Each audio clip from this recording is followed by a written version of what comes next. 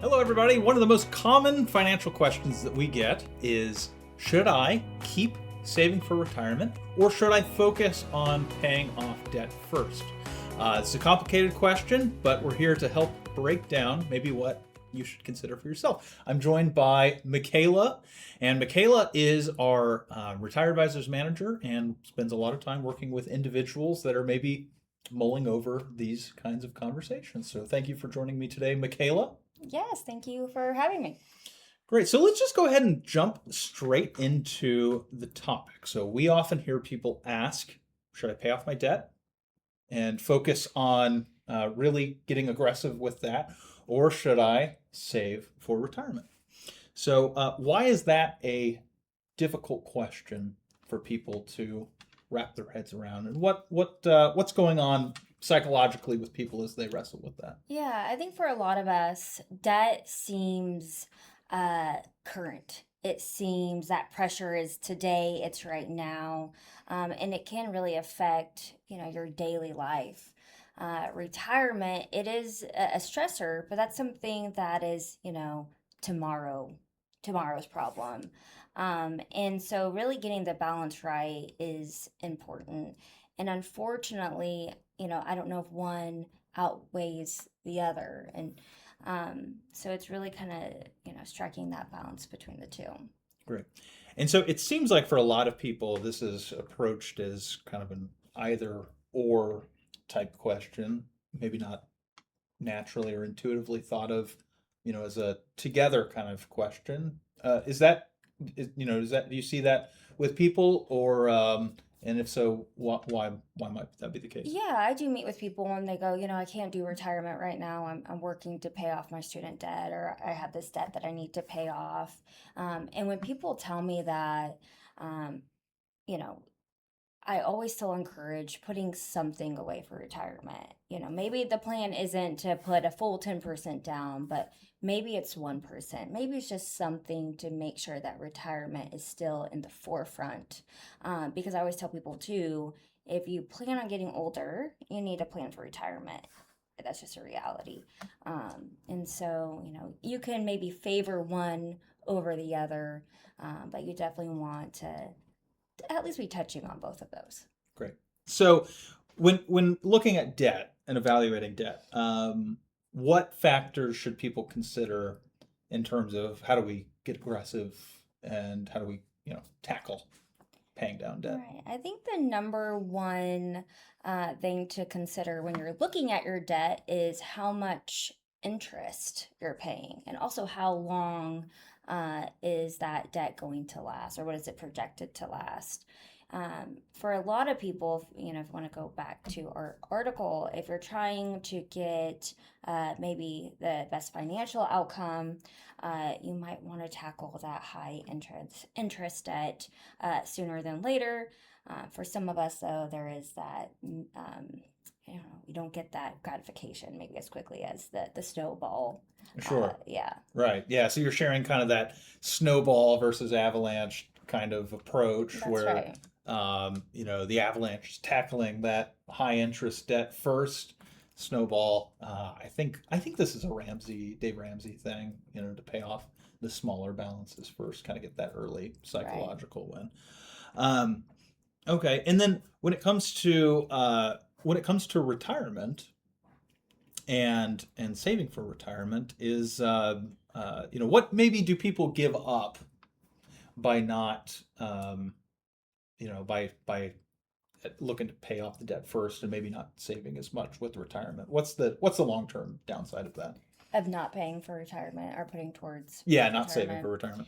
retirement. Um, well, I think the most optimistic view is, well, you just might not have the retirement you would like. Maybe you don't travel around the world, maybe you don't get to participate in that expensive hobby. But when you're looking at worst case, it could be that, maybe you do have to choose one need versus the other, right? Medication, dinner, or maybe you don't get to retire. And so, like I said, I mean, hopefully retirement is a reality for everyone. And, if you don't plan for that, you really are putting yourself at risk of negative outcomes. Sure. Yeah. So when it comes to finding the balance between these two, um, getting aggressive and paying off debt, and then kind of maybe the longer term ramifications of um, not taking your retirement planning seriously. How do you find the right balance? What is maybe some wise rules to live by when it comes to that? Yeah. Everyone is going to be a little different. And so you do need to look at your own values and your own goals. And so I will say, in general, if you're shooting for retirement, you want to say around 10 to 20%, but maybe you do 1% now. Like I said, I think previously, if not saying this now, there's an auto increase function for a lot of retirement plans that would slowly allow you to do that without, going from 1% to 10. Um, yes. Did I answer the question? That's great. So it's kind of with everything you want to get started, Right. Just get started. at least in some way. So if you're, I think what you're saying is like, don't view it so much as an either or, right? Right.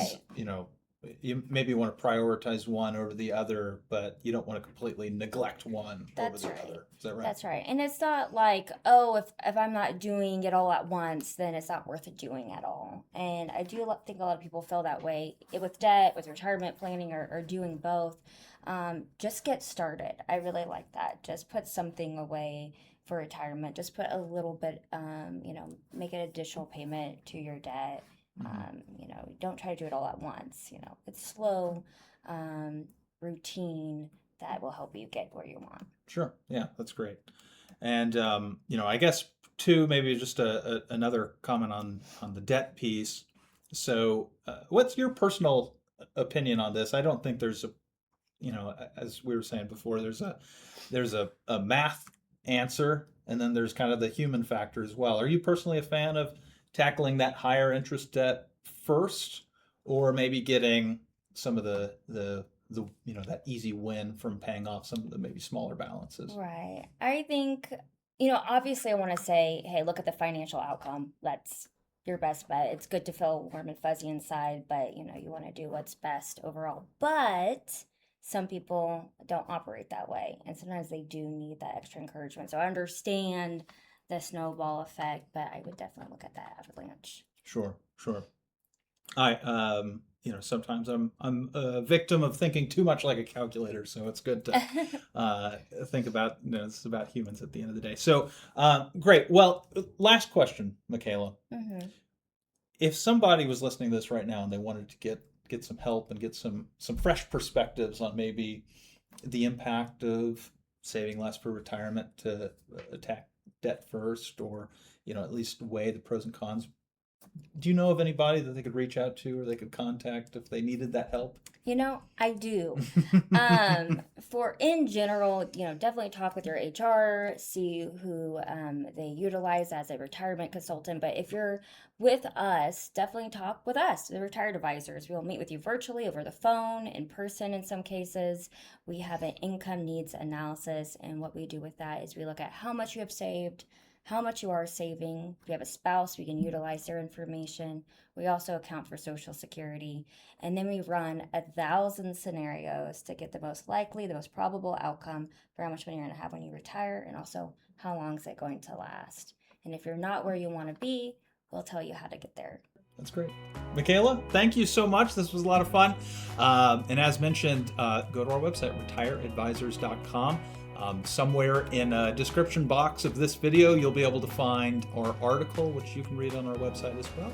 And we hope to hear from you if you have any questions. Thank you so much for taking the time. And thank you, Michaela. Thank you.